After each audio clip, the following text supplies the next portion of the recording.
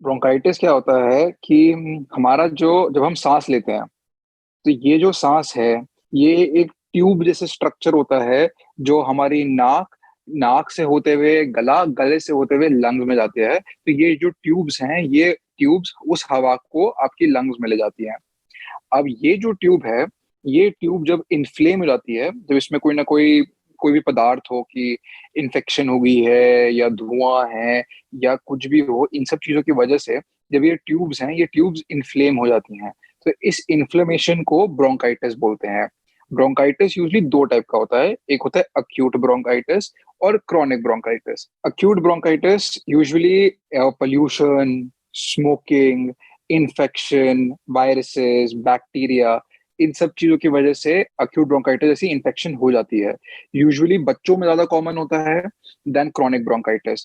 Chronic bronchitis यही जो acute bronchitis more than 3 weeks, 3 हफ्ते से ज्यादा जब अक्यूट ब्रोंकाइटिस होता है तो उसके बाद क्रॉनिक ब्रोंकाइटिस हो जाता है। तो क्रॉनिक ब्रोंकाइटिस में यूजुअली ऐसा होता है कि अगर आपकी खांसी कंजेक्टिवली कि मतलब 1 साल में मोर देन 3 महीने तक आपको खांसी हो रही है और ऐसा कंटिन्यूअसली 2 साल तक ऐसा हो रहा है कि 2 साल में महीने में 3 महीने आपको खांसी कंटिन्यूअसली रहती है, तो यूजुअली हम क्रॉनिक ब्रोंकाइटिस की तरफ जाते हैं। ये दोनों में डिफरेंस होता है।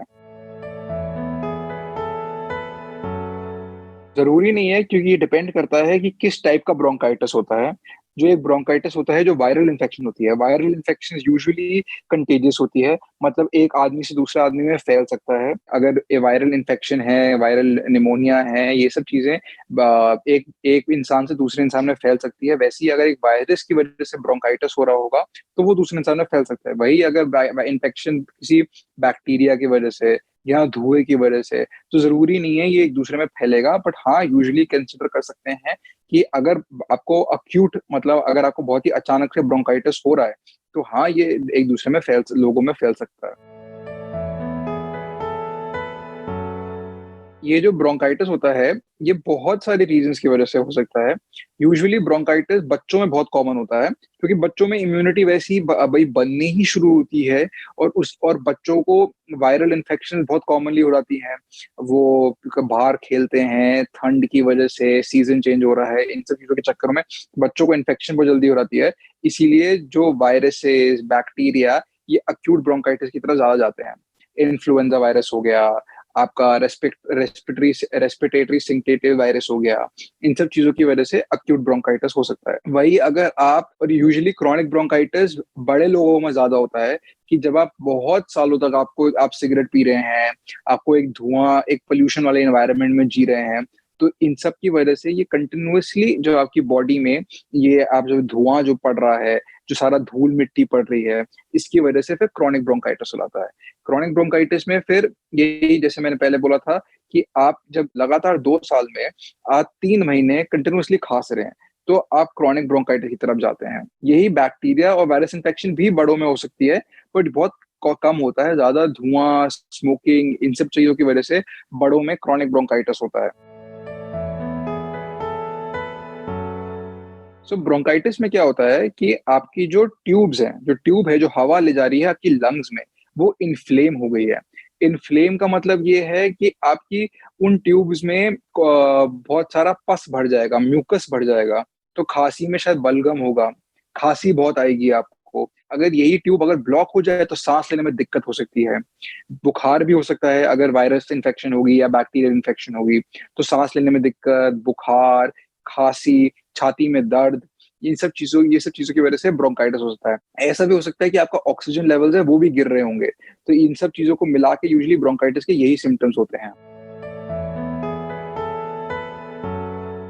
तो ब्रोंकाइटिस इतना आसान नहीं होता डायग्नोज़ करना, क्योंकि ब्रोंकाइटिस जैसे मैंने बोला कि ब्रोंकाइटिस इमीडिएटली ऐसे पता नहीं चलता आपको कि एक इंसान को ब्रोंकाइटिस हो रहा है जस्ट बिकॉज़ ऑफ एक एक्स-रे पे या कोई और रिपोर्ट पे।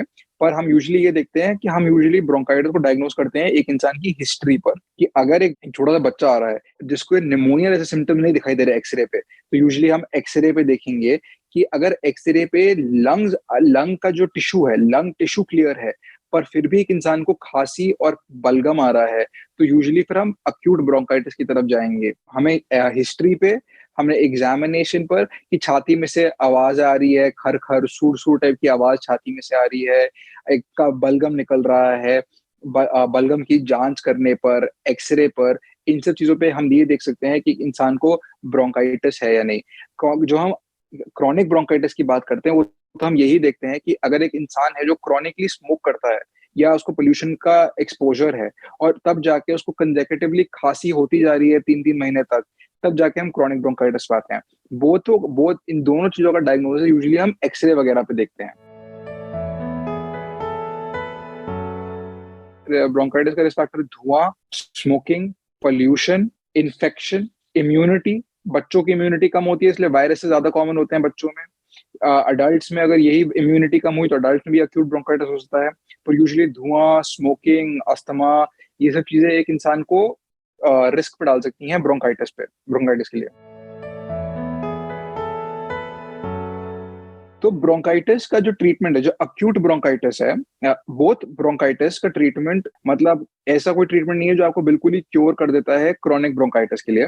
क्रोनिक ब्रोंकाइटिस में क्योंकि आपने इतना धुआँ, सिगरेट वगैरह इतना जो ये एक्सपोज़र हुआ है, तो ये परमानेंट डैमेज होता है आपके ट्यूब्स पे। तो ये ट्यूब्स की वजह से आपको कॉन्स्टेंटली खाँसी रह सकती है।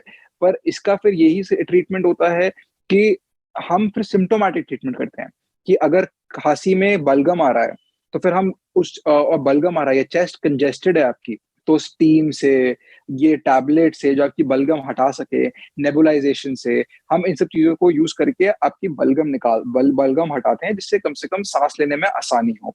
बच्चों में बहुत आसान होता है, बच्चों में यूजुअली क्या होता है कि जैसे हम एक normal cold infection, virus infection को ट्रीट करते हैं, बस स्टीम हो गया, नॉर्मल थोड़ी बहुत हमने एंटीबायोटिक्स दे दी, हमने बलगम को थोड़ा पतला कर दिया, जैसे बलगम पतला हो जाए और निकल जाए। अगर एंटीबायोटिक्स दे दी, जिससे बुखार वगैरह ना हो या और इन्फेक्शन ना हो, तो इन सब चीज़ों को मिला के और यूजुअली जो एक्यूट ब्रोंकाइटिस बच्चों में होता है, वो यूजुअली सेल्फ लिमिटिंग होता है, कि वो अपने आप ही ट्रीट हो जाता है, जैसे कोई भी वायरस इन्फेक्शन होती है। तो यूजुअली हम एक्यूट ब्रोंकाइटिस को ऐसे ट्रीट करते हैं। क्रॉनिक ब्रोंकाइटिस में हाँ, आपको कॉन्स्टेंटली खाँसी रह सकती है क्योंकि आपका धुआँ का एक्सपोज़र इतना साल तक रहा है और ये परमानेंट डैमेज हो गया है। पर हम फिर सिम्प्टोमैटिक रिलीफ करते हैं कि चेस्ट की एक्सरसाइज करते हैं कि जिससे साँस लेने में आसानी हो, साँस लेने की कैपेसिटी बढ़े, स्टीम इनहेलेशन हो गया, नेबुलाइज़ेशन हो गया, कि जो अंदर का कफ है, वो थोड़ा पतला हो, वो कफ बाहर निकले, अंदर का बलगम बाहर निकले। तो हम यूजुअली ये सब चीज़ें करते हैं ब्रोंकाइटिस को ट्रीट करने के लिए। इतना कोई ये आराम नहीं होता कि आप विक्स लगा लो और आपकी बिल्कुल ही बीमारी खत्म होगी। हाँ, वो सिर्फ़ इतना हेल्प करता है कि जो विक्स वगैरह में एफर्वेसेंट का जो होता है कि वो जो हम जो इन्हेल करते हैं, तो उसकी वजह से वो अंदर का जो साइनसेस वगैरह है, उसको ओपन करने में हेल्प करता है। तो जब वो ओपन करने में हेल्प करता है साइनसेस वगैरह को, तो अंदर का जो अगर कोई बलगम जमा हो आपके साइनसेस के अंदर, नाक के अंदर, वो थोड़ा बाहर निकलने में आसान होता है और आपके साइनसेस थोड़े खुल जाते हैं। जो अंदर का एक बलगम वगैरह है, वो इन विक्स वगैरह से ऐसे बाहर इमीडिएटली सारा बाहर नहीं निकलेगा। तो हाँ, एक एक्स्ट्रा ऊपर added treatment can be done, पर अदरवाइज़ ये नहीं है कि मतलब ये ही विक्स वगैरह या चाय वगैरह या गरम चीज़ें बिल्कुल ही यही एक क्योर है इन सब डिसीज़ेज़ का। आपको इन सब में यही मदद मिलता है कि एक गरम चीज़ें, गरम चीज़ों की वजह से आपको थोड़ा राहत मिलती है। टर्मरिक वगैरह कहते हैं कि इम्यूनिटी में हेल्प करता है, तो आप इन्फेक्शंस को बेटर फाइट कर पाते हैं। गरम चीज़ें, ये चाय वगैरह आपको थोड़ा अंदर से राहत देता है और आपके थोड़े साइनसेस को क्लियर करने में हेल्प करता है। सो ये सब चीज़ें आपको एक एडेड बेनिफिट देती हैं कि आप ये सब आपके अंदर का इन्फेक्शन वगैरह आप थोड़ा-सा साइनसेस को ओपन कर सकते हैं, तो कफ वगैरह बाहर निकल सकता है।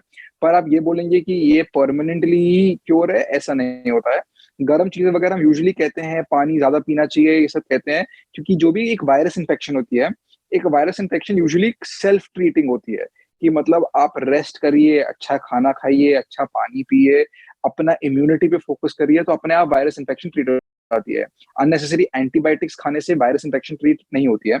एंटीबायोटिक्स से कहते हैं कि वो बैक्टीरियल होती है, एंटी बैक्टीरियल दवाइयाँ होती हैं और हम क्या कर रहे हैं, हम वायरस से लड़ाई कर रहे हैं। तो ये जानना बहुत ज़रूरी है कि अंदर जो आपकी इन्फेक्शन है, वो बैक्टीरिया की वजह से है, वायरस की वजह से है।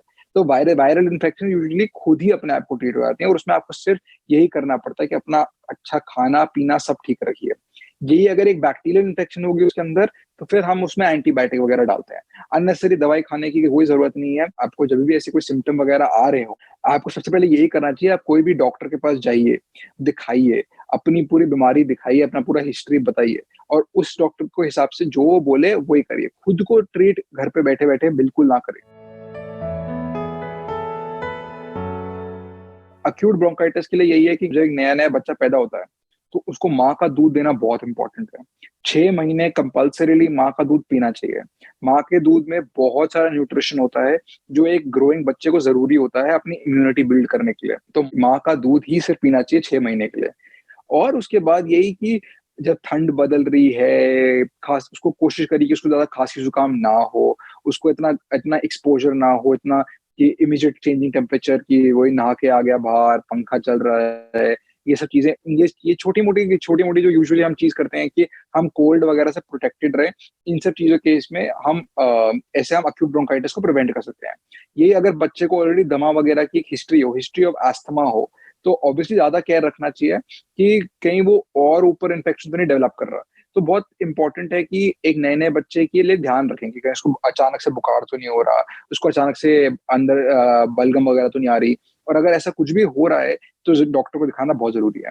क्रॉनिक ब्रोंकाइटिस में यही है कि हाँ, अगर आपने बहुत सारा जितना भी धुआँ एक्सपोज़र आपका हो गया, सिगरेट स्मोकिंग हो गई, उसके बाद जो डैमेज हुआ है सो हुआ।